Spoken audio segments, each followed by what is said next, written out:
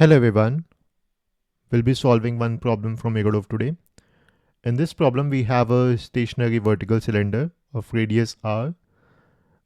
It is on the top of a horizontal plane and we have a disk A which is attached to the cylinder by a horizontal thread of length L0. There is an initial velocity V0 that is imparted to the disk. I need to find out the total time that the disk will take in order to wound itself around the cylinder. The friction is assumed to be absent. Okay. Now, if I observe the motion of the disk at one particular point, I observe a tension which is along the string and a velocity vector.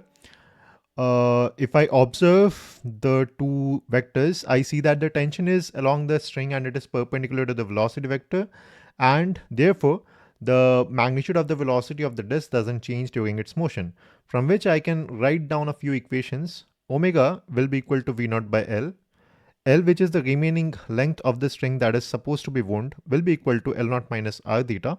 Omega times dt is equal to d theta. Okay. These are three standard equations. From L equal to L0 minus R theta, I can write down theta as L0 minus L divided by R, right? Now, this in differential form can be written as d theta equal to minus dl by R, right? Now, d theta is nothing else but omega times dt. Omega was V0 by L.